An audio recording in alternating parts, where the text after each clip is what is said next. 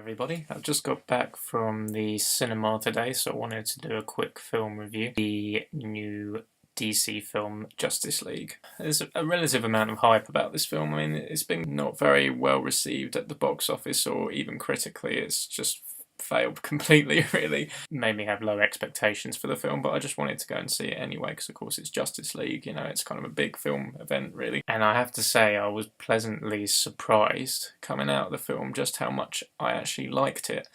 Zack Snyder's back in the directing chair after having directed Man of Steel and Batman v Superman: Dawn of Justice. I looked into the production just after coming back from the film on the train home, and it seems the production was kind of a sketchy, and I mean, from what I've read, it seems Zack Snyder had to leave at some point during the production process due to family problems or such, unfortunately, which is kind of a shame to hear. Joss Whedon, who also co-writes the script for this as well, took over in the director's chair and then had to go through a reshoot for the film. So the film has had, production-wise, it's been through a bit of difficulty.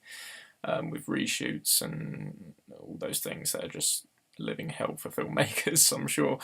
The moment I saw Joss Whedon's name in the opening credits saying he'd co-written the script, I was kind of like, oh, okay, this is kind of a good sign, because of course you see how good of a job he did with writing and directing Marvel's Avengers Assemble a few years back. You know, he does such a great job with that, so it's sort of along similar territory with it being a supergroup and such. Visually, it's quite a treat in places. Like there's certain camera shots, even just stuff like Batman jumping over a ledge and his cape sprawled out. There was just one particular shot towards the end of the film where that happens, where that sort of gave me goosebumps a little bit. Like it was really, you know, it was really cool. The film has been quite unfairly criticised, I think. I mean, it's nothing particularly original or amazing, you know, by any means, but it's really good entertainment and just good value for money. I think if you're going to go and see it, that's kind of my view on it. Just really enjoyed it. I think Ben Affleck is still continuing to do a good job as Bruce Wayne and Batman. I think he does a really fine job, and he kind of puts the team together and lets everyone with their superpowers do their thing, I guess, really. Which is cool to see, you know, and really Batman's the only character that I'm kind of really aware of in the DC universe. So, you know, I'll admit that I'm not particularly knowledgeable about other characters.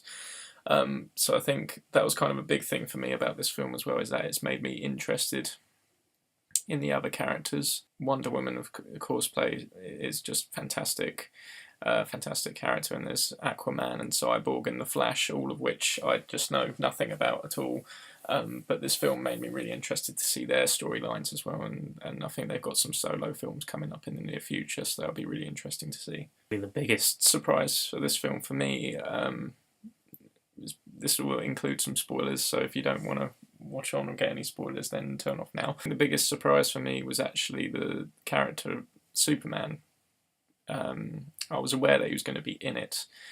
And about halfway through the film, there is a 10-minute section where I did start to get a bit bored and lose a bit of patience with the film. What I can make out, I think, mainly is to do with the Superman character. I just don't find him interesting at all. I do find him quite painfully uninteresting. So it's just a personal thing. Like I've never really found the character of Superman particularly engaging. So the moment he's back on screen, I did start to lose patience a little bit, but I was soon proved wrong, because once he gets back in the suit towards the final battle, the final sort of set piece of the film, he's fucking amazing in it.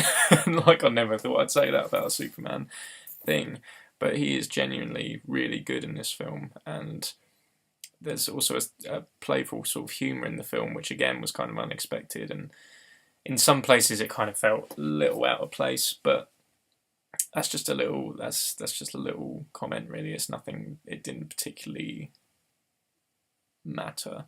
A lot of the comic effect is brought from Ezra Miller, who plays the Flash in this film, and there's a little repertoire between him and Superman, which I found really quite lovely. Actually, I thought it was quite fun. It's a film that I wasn't particularly looking forward to going in. I thought it was going to be, you know, a bit like Man of Steel. I wasn't really a fan of Man of Steel, of course, not being a Superman fan, and I thought it was going to be along those same lines, but it was actually really a lot of fun. I think it has been quite unfairly criticised in that respect, really. Thank you for watching, and I hope you've enjoyed. Thank you.